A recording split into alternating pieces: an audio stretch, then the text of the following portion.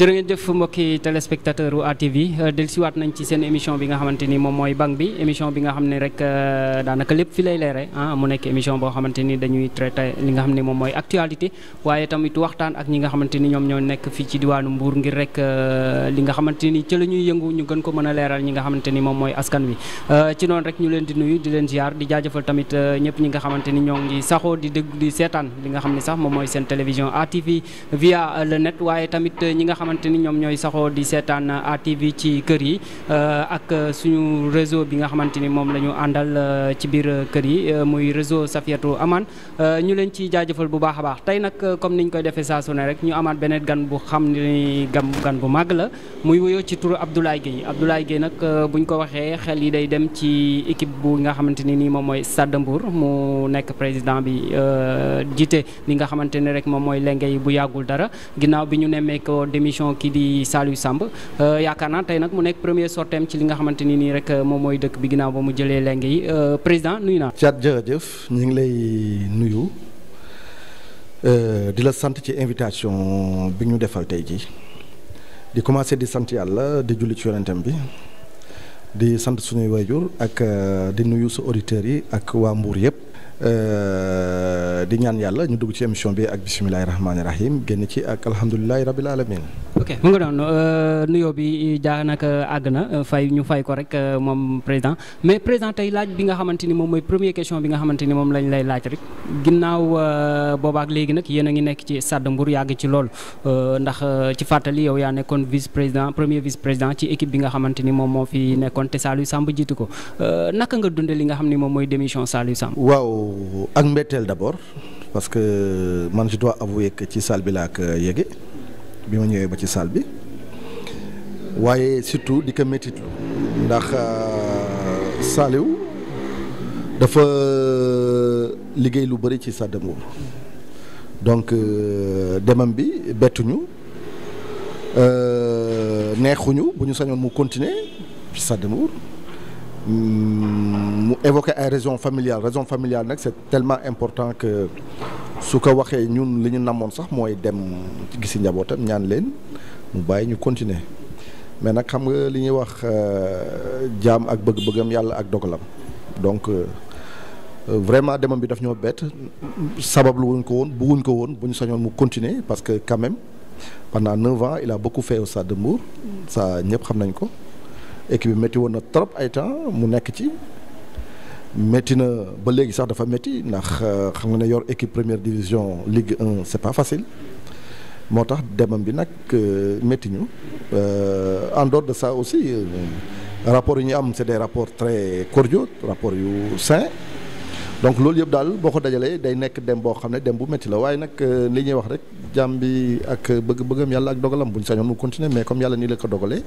mais dañ ko jàppee noonu rek. dem bi mu nekk loo xamante ni nii bett na leen comme ni nga ko waxee tout à l'heure ndax du loo xamante ni nii xaaroon ngeen ko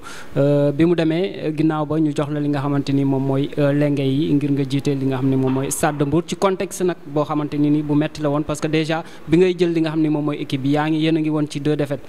fi mu toll nii ñu ngi ci 5e journée ak ngeen am ci benn match nul benn victoire ak 3 défaites ndax c'est pas compliqué actuellement ci Stade de Mbour. non bu ñuy def analyse de fond dañ naan c'est pas compliqué parce que nombre de défaites yi ñu am nii amagul signification ci résultat final bi parce que ñëpp xam nañ ne le championnat du Sénégal se gagne ci retour yi même ci fin de championnat yàgg nañ fi jël am résultat yu baax au départ mujj ay 5e 6e am plus de 3 défaites plus de 4 défaites plus de 5 défaites donc c'est pas alarmant yàlla defal nañu sutura ba ñu arrêté hémorragie boobu ba nekk ci beneen pente je pense que li ñuy ñaan yàlla rek mooy pente bi ñu nekk nii yàlla dàppale ñu ci ba ñu sax ci bu boobaa je pense que et d'ailleurs ça se voit aujourd'hui tey fi ñuy wax ni déjà nekkatuñu bu championnat bi yemoon fii duñu wàcc te am nañ yàqin te man dama gëm ne Stade de Mbour du équipe buy wàcc actuellement ci configuration football Sénégal bi Stade de Mbour du équipe buy wàcc. foo teg loolu président Stade de Mbour du équipe. xam nga équipe dañu am taarix am jaar-jaar aujourd'hui Stade de Mbour dafa c'est l'équipe doyenne du championnat sénégalais à part la c'est l'équipe doyenne sax laay wax à part Gorée rek moo ñu mag ci équipe yi nekk championnat dañuy wax Jaraaf dañuy wax yi c'est vrai ñoo ñëpp palmarès mais ñoo leen mag nag dafa mat a bàyyi ci réew ni ñuy wax mais du loolu c'est-à-dire aujourd'hui Stade de Mbour ku gis trajectoire am ci saison yi passé xam ne du équipe buy wàcc parce que y a une organisation qui est en place qui met le Stade de Mbour à l'abri de certaines surprises te ñun si suñu démarche dañu gëm ça c'est une confiance boo xam ne dañu ko am ñun mais duñu wàcc parce que dañu liggéey loo xam ne duñu wàcc ren gëm-gëm la boo xam non teg ko ci liggéey aussi on l'a commencé et les preuves sont là ça commence aujourd'hui Mbour xam nañ ne Stade de Mbour mooy équipe Fagnon département de Mbour ville de Mbour donc dañ fexe ba ñëpp jàppaat te li ñu wóor mooy bu ci ñuy jàppee mais Stade de Mbour wàcc c'est aussi simple que ça. ngeen man fi ma ñëwaat ci benn brèche boo xamante ni pour ñu gën ci waxtaan ci li nga xamante ni parce que for nañ ci weewu béy ci ni Stade de Mbour moom yor ko moo gën a métti ndax mbirum koppar moom dafa mel ni jafe-jafe la ci li nga xam ne moom mooy Stade de Mbour te ku ne xam ne ni championnat Ligue 1 moom dafa laaj nga fay ay salaire dafa laaj li nga xamante ni moom mooy organisation match yi et cetera ak yenn ci joueurs yi nga xamante ni war ngeen leen a am ay yenn ci ay ndàmpa yoo xam di ngeen ko defal ñeneen ñi tey loolu noonu yëpp mu nekk loo xamante ni yaakaar naa ne buñ ko xoolee koppar yu takku la waroon tey lan mooy li nga xam ne taxawaay bi nga xam ne Stade de Mbour ak équipe bi nga jiite dinañ ko def ngir loolu noonu ñu mën ci gis ndam ndax bu ñu sukkandikoo ci li Saliou Samb doon wax moom daanaka nee na moom li mu def ci ay koppar ci équipe bi xaajaat bi jotu ko. waaw effectivement je pense que ñun am nañ stratégie bu wóor bu ñu teg en place boo xam ne am nañ yaakaar ne problème mu salaire ak yenn problème yi daal dinañ ci suturaal organisation la nag ak méthode de travail boo xam ne en tout cas ci période transitoire bi ñu nekk nii moom lañ nar a teg en place c'est-à-dire ku ci retrouver wu boo ci nekkee nañ ci tegu yoon boo xam ne la def nañ ko évaluer ko éprouver ko xam nañ bu ñu ci tegoo problème yooyu effectivement yaakaar nañ ne am nañ yaakaar ne yàlla nañ ci suturaal peut-être wax ko fi na compliqué parce que en fait on prépare une communication sur ça donc mënuñoo dugg dans le détail mais nous sommes en train de travailler pour mettre en place une méthodologie une organisation qui va permettre au Stade de Mbour de régler ses problèmes de salaire ses problèmes d'organisation en général. Si ñu ngi ciy liggéey on se réunit tout le temps non ñu ngi koy dérouler déjà on a mis en place des commissions 6 commissions yoo xam ne y a c'est des hautes personnalités ñooy responsables yi commission boo jëlee commission recherche des moyens marketing Ibrahima Anne Ndiogu ñëpp xam nañ ko xam nañ li mu man ci loolu nga jël commission des finances El Hadj Amadou Wade Aswad moo ko yor nga jël commission administrative Mbosine Mbaye moo ko yor nga jël commission communication suñu grand frère bi nga xam ne ñëpp xam nañ ko Stade de Mbour ñebe moo ko yor nga jël commission des sages tonton Samba Diagne donc commission yi la ñu teg en place autour de cette commission il y a un groupe de 22 personnes identifiées ñoo xam ne ñëpp sas la ñu am ñoom pour fexe jàpp ci Stade de Mbour mu bañ a wàcc autour de ça il y a un groupe de plus de 50 personnes yoo xam ne dañu am sas aussi pour Stade de Mbour bañ a wàcc maintenant autour de ça on appelle toute la population de Mbour ñu ñëw jàpp ci ku nekk ni nga ko mënee parce que xam nga loolu wax bi peut-être yomb na jëf moo gën a si mais c'est une organisation qui va permettre ba ñëpp ku ci nekk fi nga ko mënee nga jàpp foofu pour Stade de Mbour parce que Stade de Mbour nag équipe bu dëkk bi la kenn mënul am apanage ne Stade de Mbour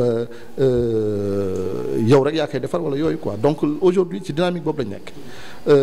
pour fexe daal ba nga xam ne ñëpp dañu gis seen bopp ci biir équipe bi. fexe aussi revoir les textes parce que aujourd'hui Stade de Mbour li ci war a def bëri na quoi il y a beaucoup de choses à voir tout n'est pas urgence mais il y a beaucoup de choses yoo xam ne war nañ ko defaraat ci lañ nekk nag liggéey boobu la ñuy préparer di ko def ndànk-ndànk yaakam ci wuñ ci le football n'attend pas donc dañuy am appesantir ci football bi mais à côté de ce football là il y a une organisation bu ñu teg en place boo xam ne dina permettre à la fin de la saison ñu dem tranquillement vers une assemblée générale boo xam ne dañuy tegaat équipe bi ci kii bi jox ko. loolu bokk na ci assemblée générale boobu ngay wax bokk na ci li indi woon jafe-jafe yi ba sax yenn ci stade yi nekkoon ci internet bi di kaas ni dañu war a def li nga xam ni moom mooy AG ndax ça fait des années ngi ni Stade de Mbour amul woon sax trésorier ndax trésorier bi dafa démissionné woon ndax loolu noonu yëpp après yéen taxaw ngeen ci pour xool naka ngeen ci taxawee. voilà non li nga wax noonu moo nekk c'est-à-dire aujourd'hui on va vers une organisation inclusive mais dama bëgg attirer sa attention ci benn affaire xam nga Stade de Mbour ñaari pàcc la le football sénégalais aujourd'hui d'ailleurs en général c'est deux ñaari pàcc la dafa am football amateur am football professionnel te bu nekk ak ni ñu koy gérer le football professionnel a ses règles le football amateur a ses règles dans les règles du football professionnel xamuñu ASC lu ñu xam mooy Stade de Mbour entreprise SA boobu nag mooy entreprise comme ça entreprise bi nga yor nii n'est-ce pas bu la neexee yow nga décider ci donc Salou Samb avait la latitude de décider pour la SA y a pas de problème maintenant pour le football amateur nag ça appartient à tout le monde c'est-à-dire c'est Stade de Mbour ASC Stade de Mbour ASC nag kenn mënu cee génn kenn parce que da ngay dem assemblée générale ñu fal président fal vice-président fal trésorier fal kii vous comprenez kenn mënu cee génn kenn parce que dañuy fa la ñuy fale alors mais nag loo gis luy dox rek organisation moo koy doxal ak groupe boo xam ne moo ko ŋànk ñu nag dañ fexe ba groupe bi nga xam ne moo ŋànk Stade de Mbour mais mu ñëpp dox ba nga xam ne nit ñi dañ fa nekk ak Stade de Mbour ASC nag particularité boobu bi am ci football Sénégal mooy dafa am ñaari pàcc y a les centres de formation et il y a les clubs traditionnels le Stade de Mbour c'est un club traditionnel et en plus d'être un club traditionnel c'est un club qui est créé depuis 1960 moo ñu mag créé par qui par d'éminentes personnalités ay ñoom nee nañu ñoom Léopold Sédar Senghor ñoom Demba Diop ñoom Mbaye Leye suñu papa yooyu Alexandre Corentin donc kilifa yu mag yooyu créé Stade de Mbour moo tax Stade de Mbour nekk patrimoine boo xam ne ñun waruñu seetaan muy nax saay wala muy woyof aujourd'hui suñu liggéey mooy fexe ba teg Stade de Mbour ci kaw football Sénégal wane modèle bi Stade de Mbour war a nekk à l'image de Casa Sport à l'image du Jaraaf ou de la Linguère Stade de Mbour équipe bu mel noonu te ñun ñoo war a nekk ci kanam xamul tax parce que aujourd'hui Mbour c'est le centre du Sénégal. Le président l'a si bien compris qu'il parle du pôle du trépied Dakar Thiès Mbour mais nag fépp Mbour la tous les grands projets sont à Mbour le port de Ndayane l'aéroport les autoroutes lépp Mbour la loolu moo tax et puis Mbour nekk aussi à part Dakar ak Touba mais la troisième ville en termes de démographie au Sénégal donc yooyu yëpp boo ko capitaliser ba pare Mbour yor deux mamelles yi nga xam ne ñoo yor économie Sénégal muy tourisme ak pêche bi alors yooyu boo ko capitaliser liggéey ci correctement dafa war a teg Stade de Mbour ci kaw maintenant tout ça nag ni ma ko waxee rek c'est une organisation c'est une méthode boo xam ne ñun dinañ fexe ak ñi ñu àndal ñëpp ba Stade de Mbour tegu ci ñu jël Stade de Mbour tegu. Président ñu ñëwaat ci benn point wax nga ko tout à l'heure ci li nga xamante ni moom mooy football bi léegi ni mu tëddee ñaari pàcc muy pàcc amateur ak pàcc professionnel football professionnel ku ne xam na ni dafa am lu bëri loo xamante ni laaj na ko ci ay taxawaay ndax mën nañu wax ni Stade de Mbour matale na li nga xamante ni moom mooy li ñuy wax ni football professionnel bi loolu la war a àndal ndax Stade de Mbour jàpp nga ni matale. waaw xam nga entreprise xam nga côté professionnel bi entreprise la mais entreprise dafa am nu muy doxee c'est-à-dire entreprise dafa war a am ay ressources yoo xam ne mooy indi xaalis ci xaalis boobu ci ngay fay joueurs yi def ci say kii war a dese xaalis muy bénéfice mais aujourd'hui ñëpp xam nañ ne Stade de Mbour ni mu doon doxee xaj na matalul loolu comme il le faut maintenant lu tax matalu ko c'est loolu mooy njàngat bi ñu war a def te ñu ngi koy def pour trouver solution bi on a la solution c'est de faire comme les grandes équipes sur le plan mondial hein le Real de Madrid Barcelone équipe yooyu nit ñi li ñu xamul mooy président nag yaa ngi rêvé non yaa ngi rêvé loolu seen mburuwaay parce que booy jël Stade de Mbour di taxali ni mën na nekk ni ñu koy defee très simplement ni ñu koy defee vous savez Real de Madrid wala Barcelone wala yooyu xam nga ñun xalaatuñu tollu foofu parce que loolu mënuñu ko mais organisation bi laa wax modèle bi le modèle économique parce que aussi boo nee entreprise da nga naan modèle économique entreprise bi nii la war a doxee le modèle économique il faut le créer il faut ñu xam ñun Stade de Mbour ban modèle économique la ñu war a am parce que mënuñoo am modèle bu mel ni jàmbaar parce que nous ne sommes pas jàmbaar ñoom dañu juddu pour di defar ay jeux di jaay nekk grenier nekk usine fabrication de pépites di jaay. loolu bokkul ci tamit li tax ñuy wax football professionnel. parce que man jàpp naa ni tamit Stade de Mbour war naa mën a tàggat tout tànk yi di leen yóbbu ci niveau bu mag. mais ci lañ mais dinañ ko def mais du nekk suñu cœur de métier maanaam dañu woowee cœur de métier c'est-à-dire suñu cœur de métier mais ñu am équipe bu am doole boo xam ne effectivement dinay former ay nit mais dina am yeneen activités yoo xam ne da koy am ñu koy indil xaalis mu ciy former ay nit di ci am activité économique di embaucher ay nit maanaam nekk entreprise au sens premier du terme Stade de Mbour ça c'est ça la volonté ni ñu koy defee c'est très simple aujourd'hui le Stade de Mbour SA je crois que Saliou daan na ci wax mais il y a un capital qui est là qu'on va ouvrir aux gens et ku nekk mën na ci dugal mu mel ni mutuelle boo jëlee PAMECAS même PAMECAS ça appartient aux gens ñi nga xam ne ñoo ciy cotiser booy dem di ñëw da ngay fay 5000 francs nekk actionnaire c'est la même chose on va ouvrir le capital aux gens sachant que même bu ñu ko ubbee aussi Stade de Mbour ASC moo ciy ëppale maanaam kañu fal ci AG ba mooy nekk président Stade de Mbour SA nga xam ne loolu du am benn nattable vous comprenez et puis on va ouvrir le capital. mais capital bi ko. non ubbeeguñ ko. musul ubbeeku on va l'ouvrir. ay wax la rek. waaw parce que tam. jarul sori ay wax jarul sori c'est-à-dire bu ma dugg ci ay. jarul sori polémique ay wax la. waaw pour ñu leeral Ka bàyyi président moom. waaw c'est mon mën a xam. ndax ñenn ñi jàpp nañ ni dañu ubbi li nga xamante ni moom mooy capital bi depuis boobaa donc foofu tam. non dama bëgg a leeral benn affaire xam nga foofu il faut ñu gërëm fa sant fa Saliou Samb gërëm ko sant ko parce que bi muy démissionné dafa yombal affaire parce que nee na moom may na Stade de Mbour lépp li mu defoon ci Stade de Mbour may na leen ko je crois que dafa yombal affaire bi c'est-à-dire mënoon na am xëccoo sax effectivement bu ko neexoon mu ne effectivement am naa lii waaw maa def capital maa def mais nee na may nañu lépp donc yombal nañu affaire yi aujourd'hui ñun aussi xam nañ ne moomuñ ko on va ouvrir le capital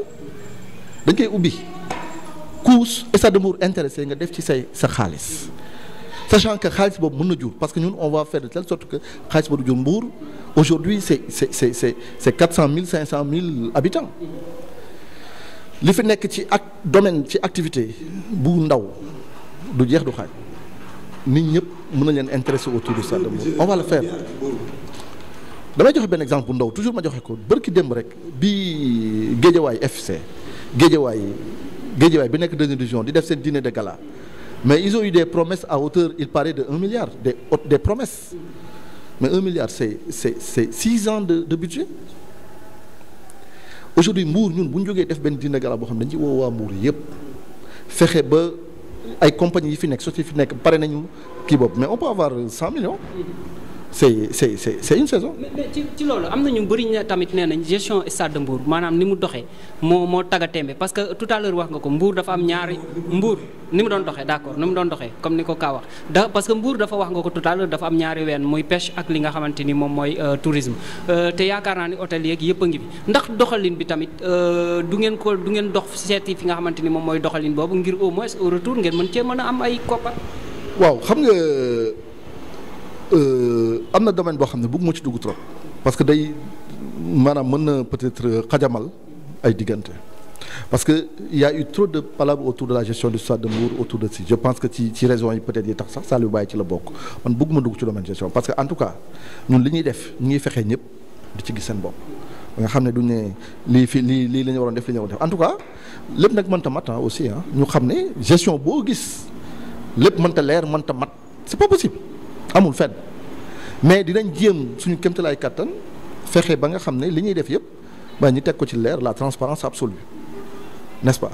une orientation claire ñu xam lu ñu bëgg a def xam nañ ko déjà ñu ngi ciy liggéey la transparence absolue dans ce que nous faisons donc il y a des gens qui sont en train d'élaborer des manuels de procédure pour bon nu ñuy gérer ci biir quoi entreprise la daal maanaam entreprise nag noonu moo koy doxal donc ci lañ nekk alors pour dire que ci gestion bon tout le monde s'est mis à part xam nañ ci yàgg tuuti am nañ ci toute expérience ñeneen ñi aussi ñi fi nekk ñëpp ay ñoom Malick Sy Diop ak ñoom Aswad ak ñoom Ndiogo Ana ñoom ñëpp ils ont l'expérience de la gestion parce que nag nekkatuñu xale daal am na fu ñu jaar am nañ toute expérience loolu nag dañ ko jéem a mettre en œuvre ba nga xam ne en tout cas ci problème gestion moom je pense que dinañ ci góorgóorlu daal. voilà ba nga xam ma fàttali rek mbokku téléspectateur u ATV yéen a ngi ci seen émission banque bi tey nag ñu dalal ki nga xam ne moom mooy Abdoulaye Gueye di président Stade de Mbour tey ñu dalal ko rek fas yéene waxtaan ak moom ci li nga xamante ni moom mooy lii di Stade de Mbour taxawaay bi ak li nga xamante ni moom mooy yéene bi nga xam ni moom président bi am na ko ci ak équipe bi nga xamante ni moom la àndal mais président tamit ci benn ba tey ci li nga xam ne moom mooy gestion bi dama ciy taxaw tuuti ci ndax dañuy dégg ci ñenn ñi tamit nee nañ ñi nga xam ne ñoom ñoo nekk ci comité directeur West Stade de Mbour amaluñ njëriñ benn équipe bi au contraire ñoom dañuy dund sax ci li nga xamante ni moom mooy équipe bi parce que da nga ciy gis ko costume ba rafet war a jënd billet ñëw dugg stade du jënd billet day ñëw ak costume bu rafet daal di ñëw dugg ndax loolu aussi am na taxawaay boo xamante ni nii am ngeen ko ci. ñun li ñu sumb daal y a des gens am na ñoo xam ne ñoom lañu responsabilisé ci organisation bi ñooñu ñu ngi def seen liggéey ni mu waree je crois que ku xool organisation match yi passé gis ne peut-être am na changement bu ndaw bu am parce que ku fa ñëw di nga pass wala nga wut carte boo xam ne moo lay permettre nga accéder ci biir kii bi en dehors ñi nga am carte yoo xam ne c'est les cartes officielles reconnues par la Ligue sénégalaise et la fédération carte yooyu nga xam ne ça te permet de nga dugg mais yooyu yëpp liggéey la boo xam ne daal dañ koy def mi ngi fi woon nag parce que aujourd'hui xam nga. président mi ngi fi woon waaye tamit. mais des loolu moom ñëpp ci teg seen bët. oui daan gis ñoo xam dañuy ñëw sol lu rafet sañse fël bunt bi. waaw mais pourtant. loolu démb la woon. waaw mais ñu ngi ciy liggéey daal en tout cas xam naa ne ñu bëri xaw nañu kaas tuuti ci ñaari match yi ñu fi organisé parce que effectivement boo fa ñëwee. soo amul lu la wone lu la dugal ci biir mais doo mën a dugg parce que loolu aussi dañ ciy woo waa Mbour yëpp di ci woo supporters yi di ci woo population bi di ci woo le peuple sportif mbourois ñu xam ne nag pour ku jàppale sa équipe aussi mooy nga ñëw jënd billet wala nga wut carte d'adhésion wala nga wut kii pour mën a wane ne yow mi au moins yaa ngi jàppale sa équipe parce que loolu mooy ndimbal li en fait ci ndimbal la bokk boo warugar ci équipe bi dafa am warugar joueurs yi da nga leen di fay entraîneur bi da nga koy fay loolu foo koy jëlee ci ay postes lay jógee. am na loo xam ne ci entrée yi lay jógee delluwaat ci équipe bi. mais yow bu fekkee doo participer fenn doo joxe cotisation doo jënd billet équipe bi rek nga bëgg mais bëgg équipe bi rek doyul dundal équipe bi da cee bokk. yaakaar naa ni kaddu yooyu mooy kaddu yi Samba Ñebe Ba moom aussi également mi nga xamante ne rek moom mooy conseiller comme bu président ñëw rek sax sës rek moom kaw moom daa sës rek président mayuma dara fi mu toll nii bu ma bëggee gësam président sax moom mu gàntal ko quoi doy na waar daal bu ma gësam sax mu gàntal daal yéeme na doy na waar mais ba léegi daanaka li ñu desee sax xam naa ci ay simili bareetul noonu mais ba léegi damay des ci li nga xamante ni moom mooy Stade de Mbour tey ñu gis aussi comité de supporters bi nga xamante ni moom moo fi nekkoon mu nekkoon nag comité bu jege woon lool kii di président Saliou Samb gis nañ sax ci d'ailleurs ci miir yi ñuy réclamer waat ñëw ki nga xam ne moom mooy président Saliou Samb ban relation nga am ak comité des supporters bu Stade de Mbour. waaw non je pense que foofu il faut nga leeral benn affaire wala nga parce que yaa ngi accusé. non accusé wu ma mi ngi nii ñu bind fang daaji ci miiru Stade de Mbour yi on réclame président Saliou Samb et cetera et cetera. non dama ne bind ci comité de supporters réclame le truc je crois que du loolu lañ bind. je crois que bon vous savez am na yoo xam ne c'est des considérations yoo xam ne en tout cas pour dire par rapport à la question bi nga posée vraiment nous avons de très bons rapports avec le comité des supporters. Ils sont dans le groupe ad hoc parce que ñëpp xam nañ ne équipe dafa soxla supporter am te ci suñuy projet mën naa ne sax ñoom lañ ci jiital parce que xam nañ li ñuy daj xam nañ seen cofeel pour équipe bi donc il faut que ñoom ñu jàppaleen ba nga xam ne li Stade de Mbour daan def maanaam fu mu daan dem yóbbaale ay supporter am ànd ak ñoom ñu koy jëmal ci lañ jëm parce que xam nañ loolu aussi moo war a structurer Stade de Mbour donc on a de très bons rapports avec eux donc moo tax ma ne la yaa ngi tooñ parce que bu dee gëw mën a comité supporter ñooy wër di bind que le Stade de Mbour effectivement nag bu ñëwee le Stade de Mbour a besoin de Saliou Samb ou Mbour a besoin de Saliou Samb loolu moom dëgg gu wér la ndax Saliou Samb nag plus value la ci Mbour def na fi lu baax te mi ngi fi kon ni def lu baax stade de Mbour def na fi donc loolu aussi vraiment wax ko je crois que dara nekku ci c'est une réalité ils ont besoin Mbour a besoin de Salif Sow. ngeen jëf mbokki téléspectateurs yi mi ngi noonu yéen a ko gisandoo mu nekkoon tey suñu émission bang bi ñu dalaloon ki nga xam ne moom mooy Abdoulaye Gueye di président stade de Mbour bu bees bi dégg nga li nga xamante ni moom mooy waxtaan wi liñ ci jot a addu ak moom ci taxawaay bi ak nekkin bi nga xamante ni nii équipe bu yees bi nga xamante ni moom la jiite fas yéene na ko nekk ci saison ren bi waaye it lan mooy doon li nga xamante ni moom mooy projet yi loolu yëpp dëxal nañ ko ci biir wax ji waaye it rek ñuy wax ni moom Kam Samba Ñebe ba ñu ngi koy gërëm di ko sant ci teewaay bi waaye xaw naa yëngal tuuti rek li nga xam ne moom mooy waxtaan wi waaye amul solo ce n'est que partie remise benn toon dama koy génn ci li nga xam ne moom mooy salle bi ngir rek waxtaan wi gën a mën a yàmb ma jaajëfal ko moom Mohamed Gueye moom moo nekkoon ci cadrage bi ci micro bi Chérif Ndiaye Thiat moo ci nekkoon dig daje incha allah ci fan yu néew ci beneen numéro jërë ngeen jëf